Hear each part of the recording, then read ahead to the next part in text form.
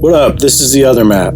Today we're talking with former Peace Corps volunteer Ariel Howard about his extensive time spent in Central America. Ariel was stationed in Nicaragua and also studied abroad while in college in Costa Rica. Now keep in mind that this is a snapshot of the region in the late 2000s and early 2010s, as things have changed a lot in Central America in the decades since, from Bitcoin being introduced in El Salvador to the rise in violence and corruption in Honduras, to an increasing presence of foreigners in Costa Rica and Panama. In addition, if we mispronounce words or got things wrong in the interview, please let us know in the comments. Enjoy. So Ariel, you were in Central America for like 2 or something years, right? Yep. I was in Costa Rica for 2 semesters of college, so about 9 months, and then I was in Nicaragua for 2.5 years during the Peace Corps. Okay, cool. That's a while. It was. Yeah. How much of that, and you were in your like college age 20s? So the study abroad was my junior year of college, so I was 21, and then Peace Corps was a bit later. I believe I was 23 to 25.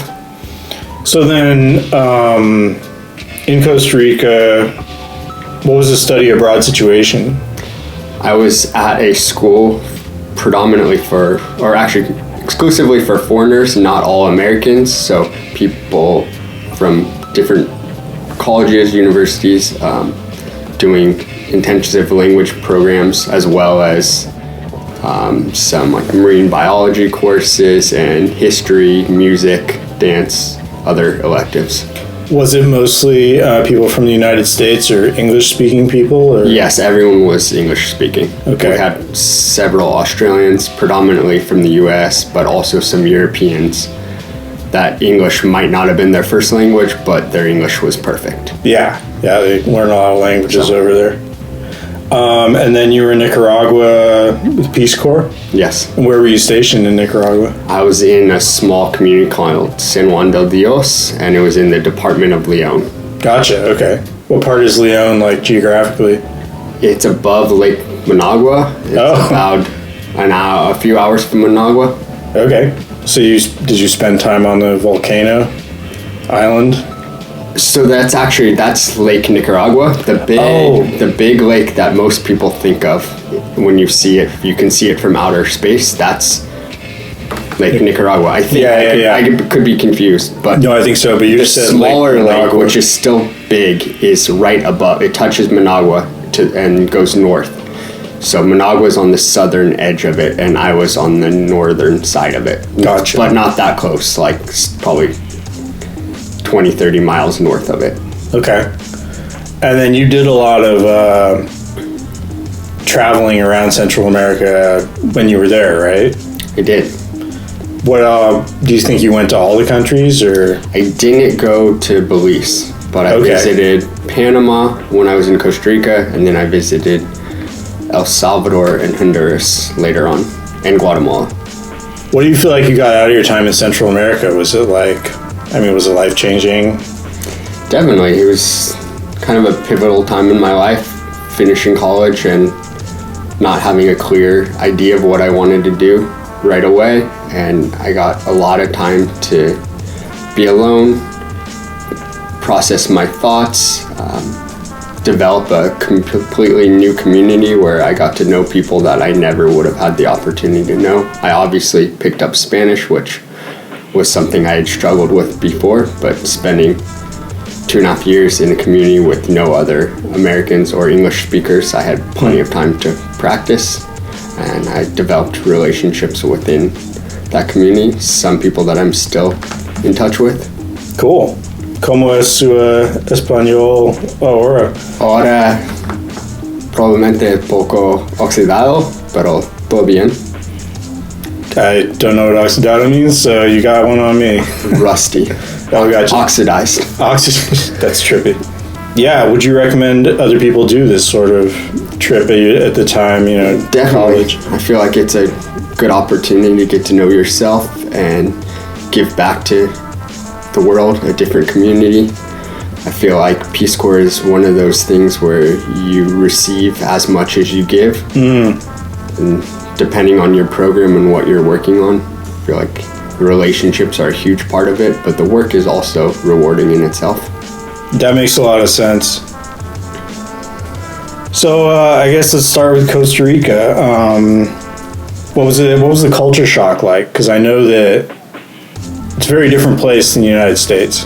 It is, and I feel like I was like prepared for the culture and like excited to be in a beach town, living a block from the beach and spending my out of school time playing volleyball or soccer or swimming in the ocean in warm water. I feel like it was actually much more of a reverse culture shock coming back to the States. Oh yeah.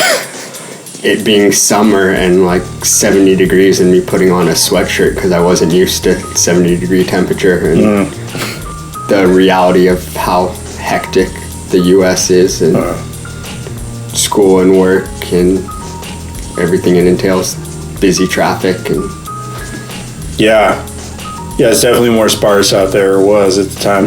I visited you when you were at school in Costa Rica, so for our listeners, that's a common. I was there for part of this. So you're a surfer. Were you near waves? I mean, you were near the beach. I was close to the beach, but it was inside the bay, kind of, so That's we right. didn't really have waves. We bussed a half hour to the nearest beach that could be surfed, but I did a lot of surf trips on the weekends where I was able to go visit other communities and surf in different breaks that I had heard of prior to going, and some that I discovered while I was there. Sick. So what was the class? What was the school life like? It was a small school. There were maybe half a dozen classrooms. I don't know the actual number of students were probably, really can't remember, but I would say like 50, 60, something like that. So there were different language levels, of course. So everyone had language class in the morning. I would guess like 8 to 11 or 12. It's like after breakfast to lunch. So everyone had their language, and then in the afternoon after lunch we had time for whatever other class you took. So I took tropical marine biology and an ecology class. I know some people took like cooking classes and dance classes, and I also took some sort of Latin American history class. Can't remember the title. How much time do you think you spent in the community versus like within the sort of school community? Like you were in the city of Punta Arenas, right? Yeah. So like outside of that, Depends on your definition of the community, because I spent a lot of time with my host family.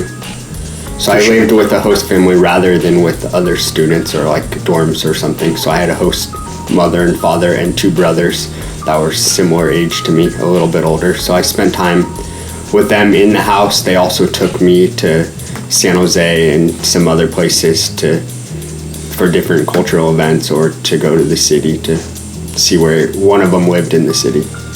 San Jose is kind of like an interesting city. Did you spend a lot of time there? No. Okay. Spent a few weekends probably in my whole time. Gotcha. It's kind of big and daunting for me. I prefer to be in the more rural towns or less congested traffic, less crime. It's probably a good call. San Jose was just crazy. Yeah, big Central American city. So my reference point for your Central American time was when I visited you, and you already really knew Costa Rica really well, and you'd been to like a lot of places, and you knew the public transit. Is that something you did a lot of, like traveling around? Yes, I believe you visited the spring, so I'd already been there 6 months plus. Okay. So I already had a good feel. So at the start, I was definitely figuring things out, but had a good idea of what the bus schedules looked like and how to navigate from town to town. How hard was it to get from town to town? For the most part, it was pretty easy. The roads are mostly pretty good. I mean, there's potholes in some of them, but a lot of them were repaved when I was there. And I know from talking to other people that it's very different now. The roads from San Jose to the beach are really nice and probably better than the roads we have here in Santa Cruz. So Yeah, for sure. I think the bus systems are reliable yet slow, like buses everywhere. Reliably slow. Yeah, if you're in a hurry to get somewhere, it's not great, but if you have the time, and when I was in college and studying abroad, I had plenty of time, so that wasn't an issue. You got where you needed to go. They were relatively cheap by foreign standards.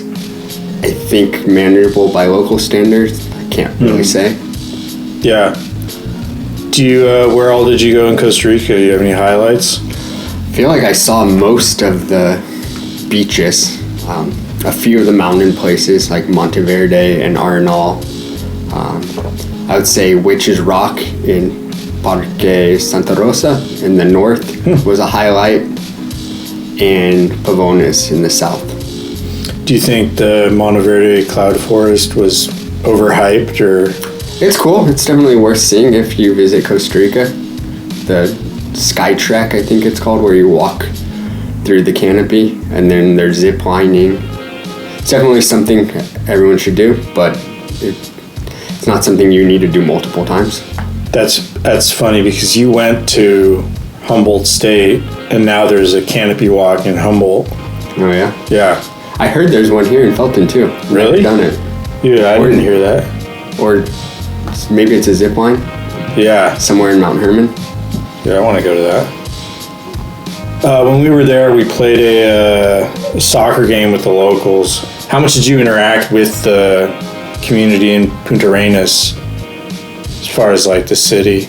Yeah, I would say my closest friends were Americans, foreigners, but I definitely had some Tico, Costa Rican friends, and yeah, we formed a team with predominantly Americans, but we played informally against some league teams in the local league, and we were pretty competitive. It was fun playing against them and hanging out with some of those players afterwards. So I would say I think we played like twice a week at night. It was a lot of fun playing against them and getting to know some of those players. Was there like I mean, obviously in the West we have sort of more economic heft and like, you know, was there any kind of class difference that you could pick up on?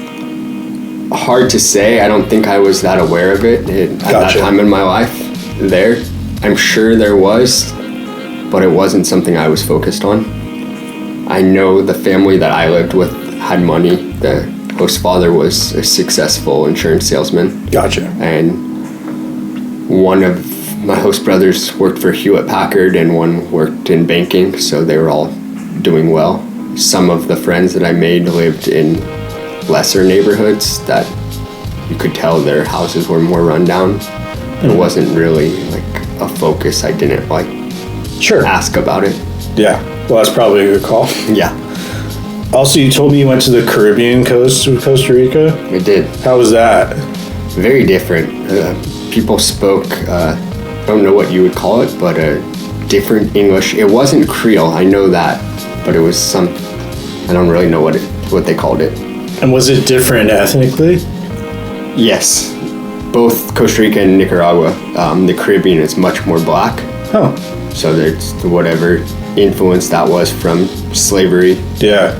And some of the towns, like Puerto Vallarta is like a popular tourist spot with the famous surf break. Salsa Brava is pretty Rasta. Okay. So you definitely have that vibe. Food's different. They all cook with like coconut oil, different spices. It feels quite different. Yeah, it sounds like the Caribbean more than Central America. And then I think you mentioned one time that there was like not a lot of Costa Ricans, Ticos, like went to the Caribbean. Well, everyone that lives in Costa Rica are Ticos, so the people that live there are Ticos. But I mean like the class, like people in San Jose or on. Yeah. People from the Pacific often didn't go to the Caribbean. There was definitely a degree of racism. Okay. So what was going on politically as far as you were aware of when you were in Costa Rica? Was there anything, I mean, you said you weren't like focused on. I wasn't focused on the internal politics. I do remember that they had a female president, which I thought was cool. Don't remember her name. I also remember that while I was in Costa Rica, Daniel Ortega got elected in Nicaragua, and he was the guerrilla leader in the late 70s, early 80s, came to power and then lost power, and then he got reelected in, I want to say 06, something like that. And I remember at the time my host father, who was conservative by American standards, was really upset and thought that this guy was terrible. And me, being the more liberal college student, thought that was great, that it was the people's president and that he was the champion of the people, and I was all for it. Then, so that was when he was first elected. Then fast forward when I was in Nicaragua and he was president still, and then got elected again, and I got to know a little more about him and had a very different opinion because yes, he's the champion of the people and leftist socialist leaning, so he says, but he runs a pretty capitalist society where he exploits the lowest paid people and suppresses all media and journalists and gives little bits of free things like the materials to build roofs and like chickens in public display events where he tries to drum up his support. So I think he was elected fairly, kind of, but kind of paying, indirectly bribing people to vote for him. And he had a huge campaign for literacy, which I appreciate, but it was also literacy based on, from what I've heard, propaganda. Like they did a big literacy for adults, where they taught adults how to read, but all of what they were teaching them was like their party slogans and their party values. So, that's a trip. So yes, they won, and he's still in power. And since I've left, he changed the Constitution and has now been elected for a third term, which previously was unconstitutional. Yeah, he's sort of a dictator-ish now. He is in league with Cuba and Venezuela and Russia and some of the other autocrats. Yeah, it's not good. No. Yeah, speaking of Nicaragua, you left Costa Rica, you came back. Did you have a choice of where you went in the Peace Corps? I did not. So they randomly put you back in Central America? Yeah, country bordering. I spoke with an advisor, and I said I would love to be in Latin America, in Central or South, and she said, well, there's a lot of openings in Africa or Eastern Europe or anywhere in the world. You don't get to choose. Are you okay going where you're assigned? And I said, yeah, I want to do this. And then the next thing I knew, I got a call asking if I could go early to Nicaragua because there was an opening, and I said yes. That's trippy. Yeah. So that was kind of my dream, was to go back to that region. Not that I wouldn't have had a great experience somewhere else, because I'm sure there would have been pluses there, but I knew I loved Central America and was excited to. Yeah, you had a connection there? Yeah.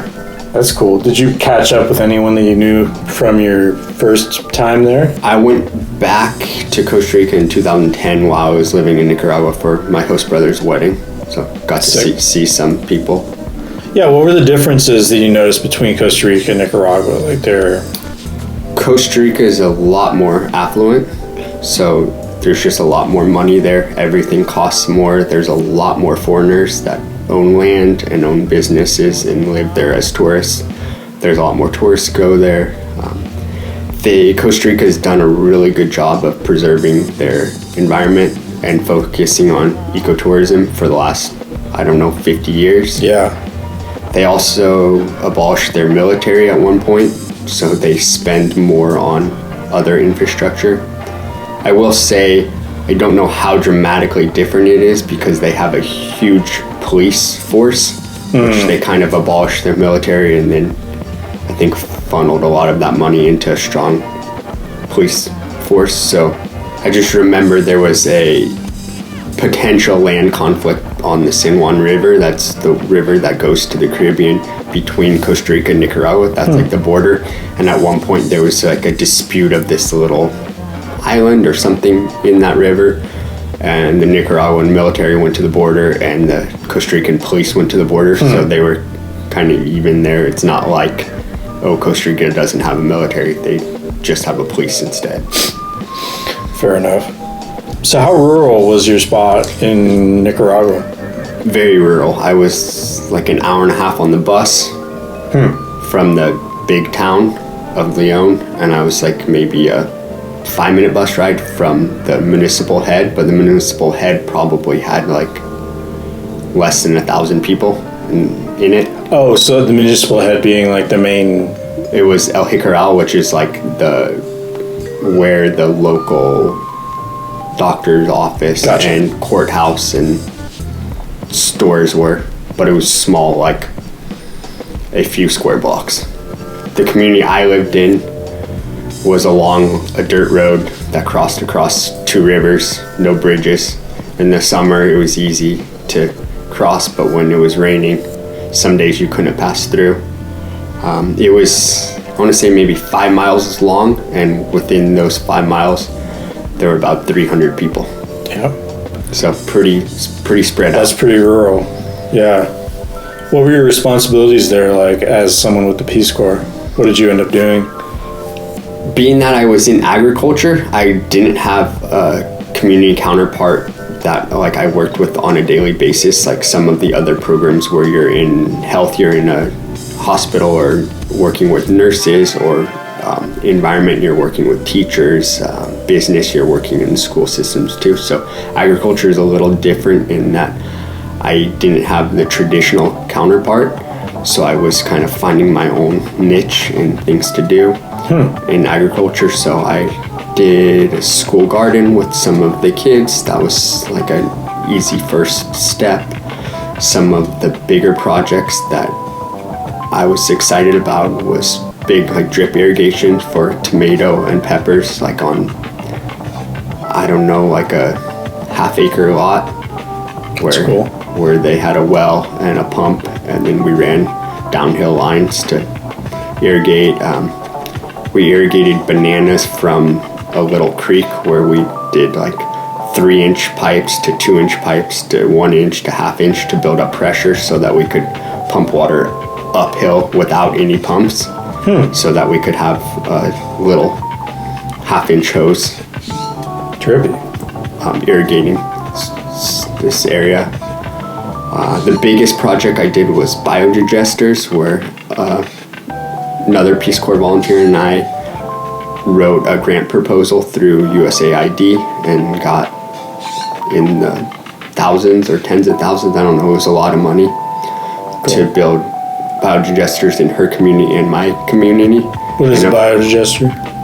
So it's a huge tubular plastic bag. I think they were like 3 or 4 meters long, and you build basically a big hole in the ground, like the size of like a grave, and you fill this bag, cement it in on both sides, and then you fill it with cow shit and water mixture, and it ferments inside this tubular bag, and you have a little spout in the top with PVC pipes going into your house, with a modified like cooking camping stove. Oh, no shit. So it produces methane gas that burns cleanly in the house. So it's a free product because everyone has cow manure around, because there are cows everywhere, and it's a good way of getting away from all the smoke that people cook with, because people all cook with little wood fires in their houses, so their kitchens are black. Damn. Women are predominantly cooking, or if not exclusively cooking, so they're inhaling the smoke, and their kids and family are too, because it's it's inside even if the windows are open, and it's hopefully preventing deforestation because people are collecting wood and cutting down trees for this. So it's an all-around cool project. It was very successful in the short term. I was really excited about it. Unfortunately, I went back a few years later, and most of them were no longer working. They had a hole in them, or a pig fell in and broke it, or a roof broke, or everyone had different stories of what what went wrong or I didn't ask. But yeah, so I think that's one of the issues with development work in general, is that you can give people things and they can be excited and be invested, but it's hard to project the long term and have a project that is truly sustainable. Yeah, so as far as utilities, I know that, like, you know, flushing toilet paper is very different there, and electricity comes in waves. When I was in Peru, it was like you couldn't use electricity in some towns during certain hours. What was that like for you in Nicaragua? Not all the communities had electricity, but my community did, so electricity was a non-issue, so that was great. Halfway through my time there, I actually bought a fridge, which was amazing to have. Nice. Be able to have produce that lasted more than a day and have cold water on hot days, so that was amazing.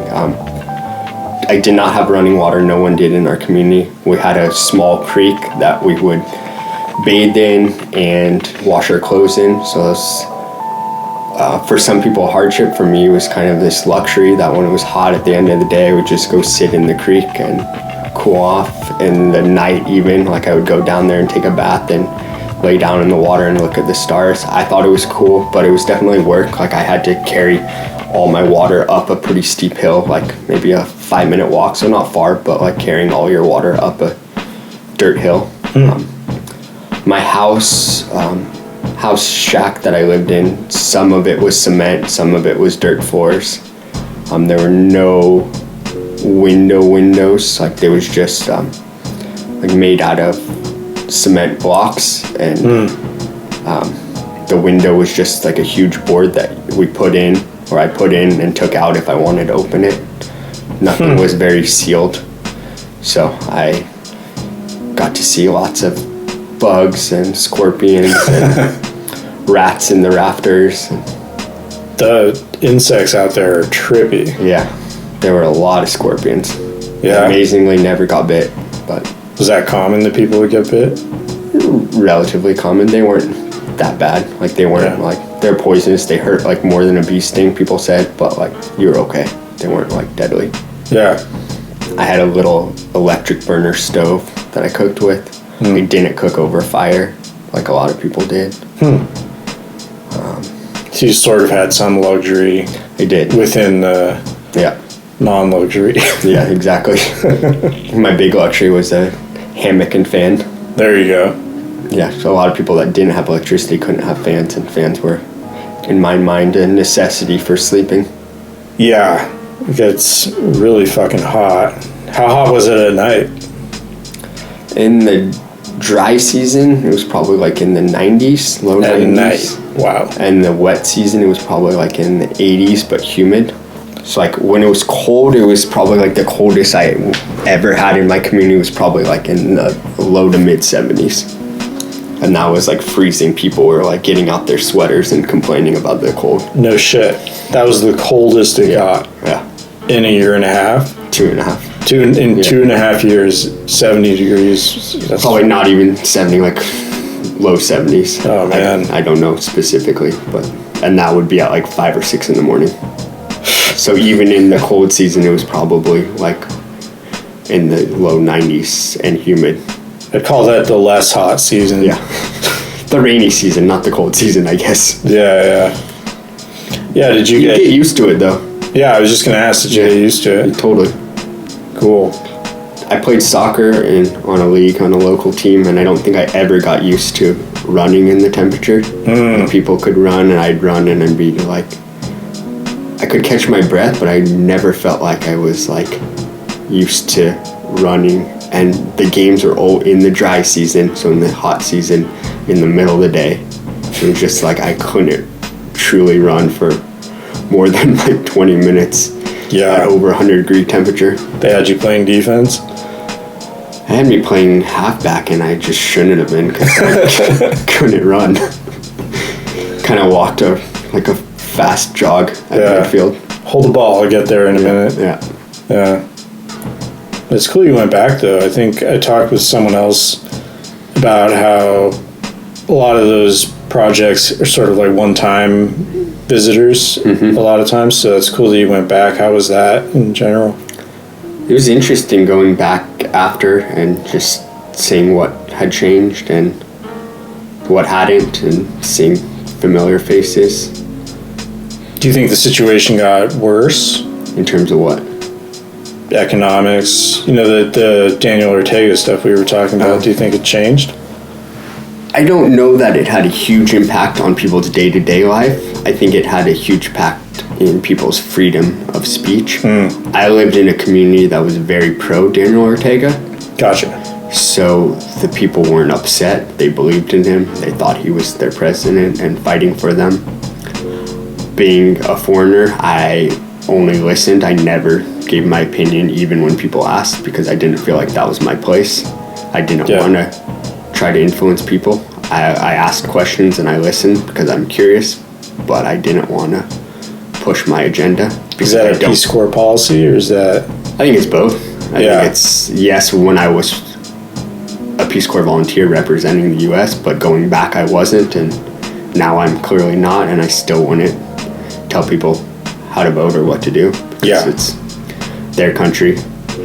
Even if I think I've read more or have a better understanding, I don't know what their life is like and what their experiences are or what they think is best, and I don't want to project imperialism or anything like that. For sure. So in the same way of your travels around Costa Rica, did you travel a lot in Nicaragua on your time off, or? I did, not as much as Costa Rica, because I was maybe more mature and committed to what I was doing, but also just I had a lot more time, so I did travel probably equally as Costa Rica, but spread out a lot more.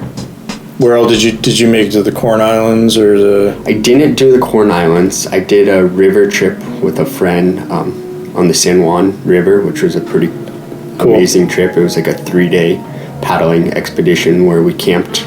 3 days? Yeah. That's trippy. Yeah, it was a long downriver paddle. It took 3 days paddling downriver in a canoe. Wow. With a local guide. It was not something you could do on your own. It wasn't like floating like how people do here.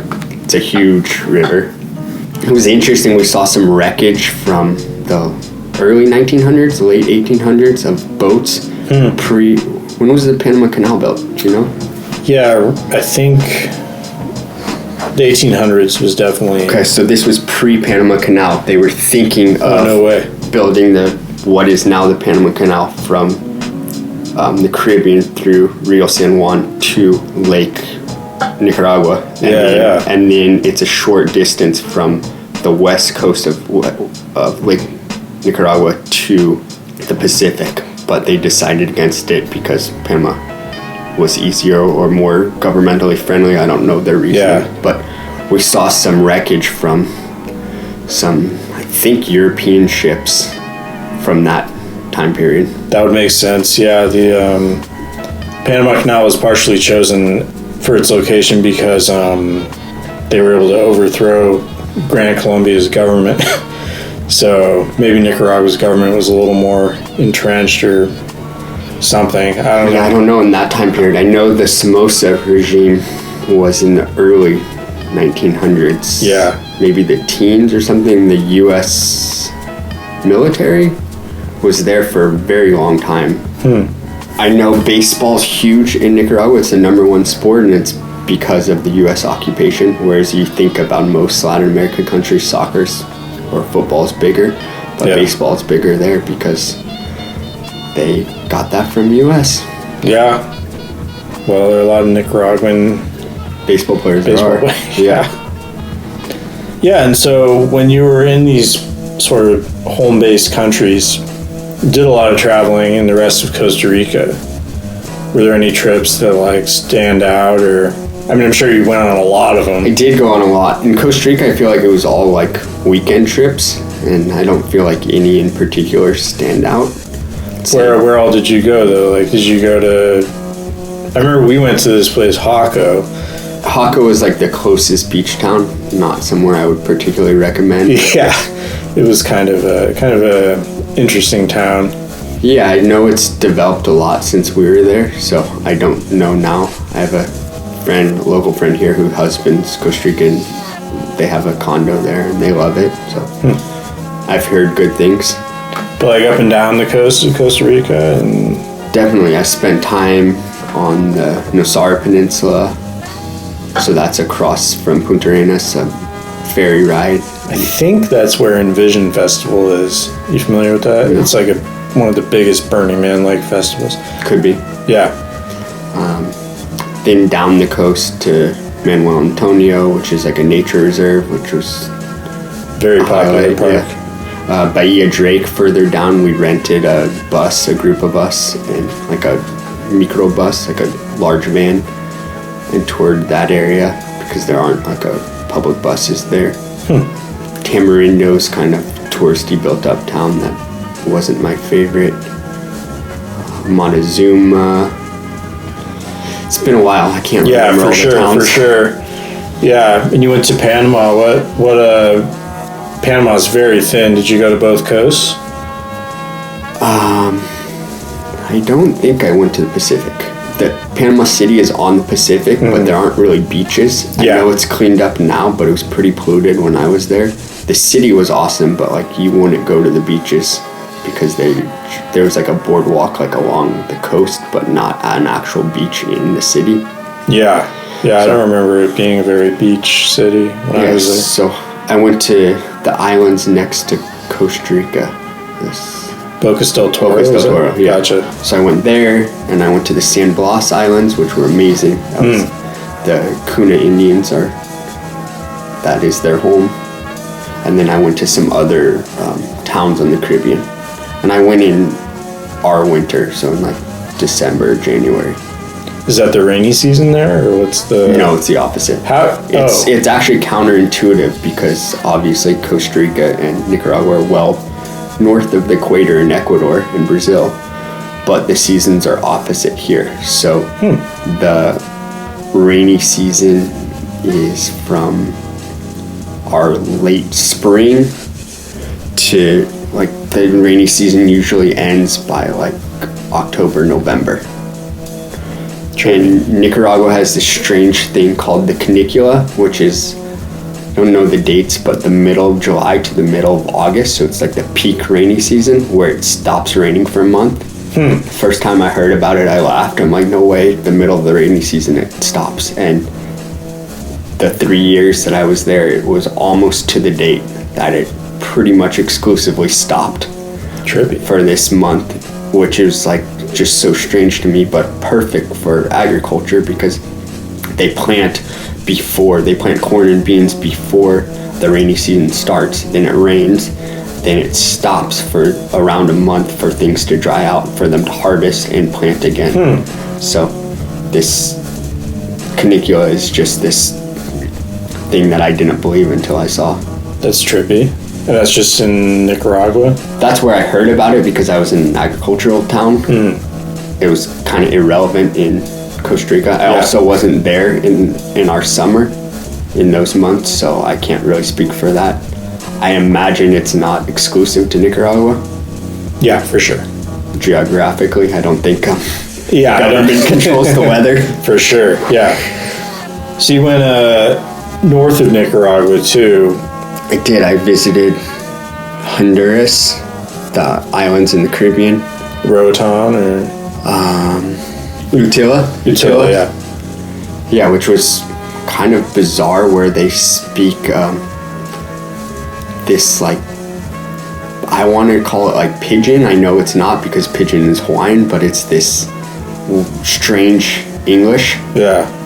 And the people are like, that accent is pretty white there. Yeah. As opposed to like they're not like, it's not like they came from slaves. They're like pretty white and have this English that I couldn't understand. But you can understand the writing because it's written like we would write. But their accent's so heavy that I could barely understand what people said. Yeah, I met a guy from Honduras. It was very like that. Yeah. Honduras also has way more indigenous cultures but not just the cultural, indigenous languages.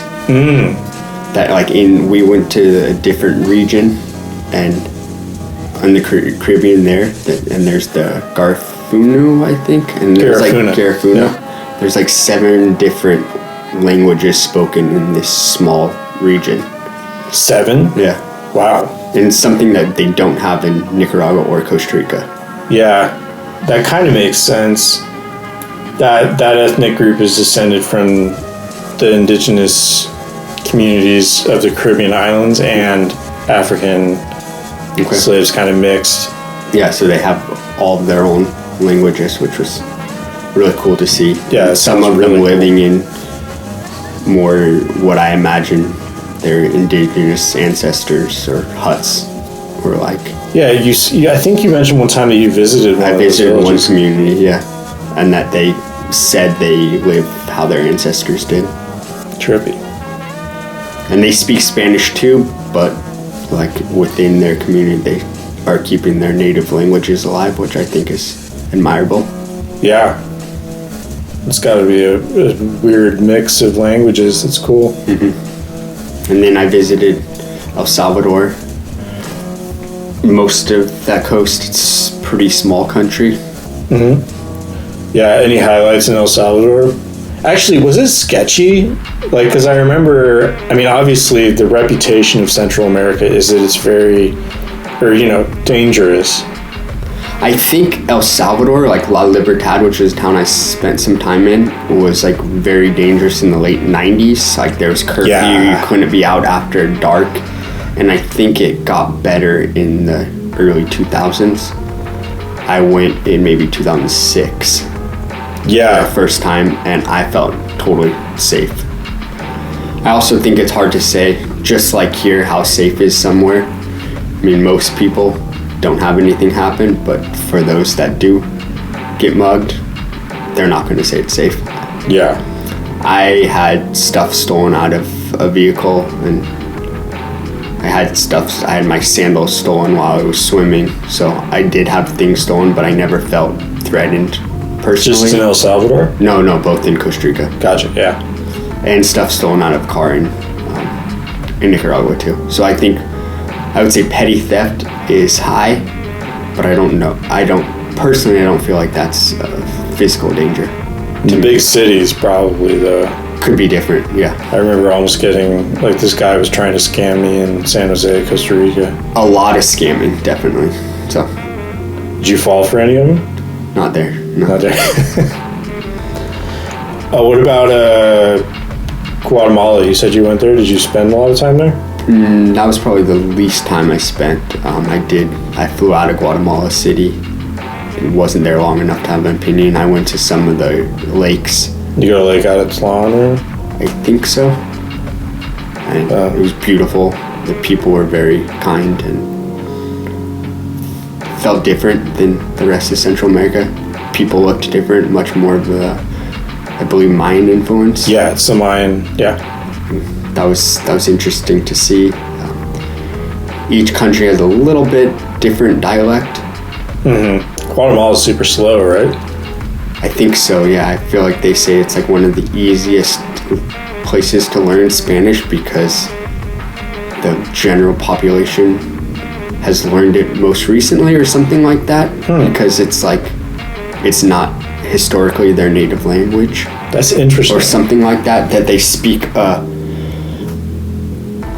cleaner or smoother, softer, easier to pronounce Spanish with less slang and less. I know Nicaragua, they say they eat the S's, so the words that end in S, they don't pronounce the S, so that's a little confusing. That's trippy. So there's some things like that. So what was your overall, not impression, but what was your experience like as a foreigner being in those places? Did you start to feel more at home? Definitely, towards the end of my time in Nicaragua, I felt like I dressed differently. At the start, it was so hot. In the cool months, it was in the 90s in the day. In the hot months, it was over 100 every day, 104 to 107. But it's worse now. Probably. And by the end, I was wearing jeans and closed-toed shoes because that's what everyone else did. Like when I would go out on or take the bus or like go to events, like I noticed myself fitting in and assimilating and slowing down my pace of life and expectations of how things worked, and kind of trying to follow other people's leads and blend in more and more. You feel like that still informs your life today? To a degree. I think it was a good experience for me being out of my comfort zone, going there and going to events. I was invited to some weddings and parties, and like being the only foreigner and like having everyone speak Spanish and like feeling included, that people liked me and wanted me there, but also feeling obviously the outsider and spending time alone and watching. And I don't think that's traditionally my personality here, and that's been like a good experience that like I have spent my whole life being a cis white male, and understanding that in a way that I didn't like through high school, that as I get older I realize the privileges I have had and continue to have, and being in another country just helped me to realize some of that and understand. Obviously I was making this choice being there and being the foreigner and being an affluent foreigner, so I don't want to by any means portray myself as like being that this was a hardship for me, but that I was able to experience. And not to say that I know what people here that don't speak English feel like, because I think it's different, but that like I feel like I have a better awareness of what it's like for different people that don't necessarily. Yeah, you were the outsider there. Yeah. Do you feel like, and on that note, do you feel like that's something that helped you and would help other people, like as far as understanding the world and like? I think so. Yeah. I think it's good for all of us to push ourselves in ways that we're uncomfortable and put ourselves in situations that are different and that we don't know what to expect. And I think being in the Peace Corps and being abroad makes you more resourceful in many ways. Like you don't have all of your go-tos, and you don't have like, I don't know, when you need to fix something or build something or communicate with people, if you don't have the tool you need, you can figure out what you do need. If you don't have the word you need, you can talk around the word until you figure out what you're trying to say or what they're trying to say. I feel like it makes us all more resourceful too. Yeah, for sure. I bet your broken English is pretty good too. Gives us a little grit. Yeah. That's something that like I would like to instill in my kids, and I don't really know, like that's something that's hard to teach. I was gonna say, you have children. I do. Do you feel like you're gonna travel with them? Like, hope so. Yeah. I feel like right now they're 2 and 5, so it's not the easiest time to travel to another country. Kind of a challenge. Yeah, where I don't think they would appreciate the cultural aspect. I think they would appreciate going to a pool or the warm water, but not the bigger picture. Oh, of course. So someday when they're a little older, I would love to take them back to Nicaragua and show them where I lived and what that was like. That'd be a trip. Yeah, it sounds like a very different, I mean, because we lived in California, we lived in Santa Cruz. Sounds like a extremely different experience. It was, in so many ways. Yeah. Still Western culture and still like, I don't know, Christian background. So I would say that is similar, but day-to-day life was completely different. Yeah. It sounds like an experience. It was. Yeah. I'm grateful for it. I would like to go back someday. It's been a while. But you don't feel like, would you feel like going back to live like that, or you not? Not this time in my life with a family and career. I think it would be hard to, I think that would be like taking a break. Like if I had a job that I could work remotely and be in a rural setting, I would consider it for a time, just to give my kids that opportunity. Yeah. But I don't have that luxury, and I don't really see like it would be going on vacation, and I can't afford, nor do I really want to go on a multi-year vacation. So yeah, that'd be kind of brutal. And you'd have to get your kids out of school and everything. I think it'd be cool to spend some time with them, have them do a year abroad for school, especially in elementary, would be a time where they could pick up Spanish in a way that they wouldn't here. Yeah. And just have such a different cultural experience.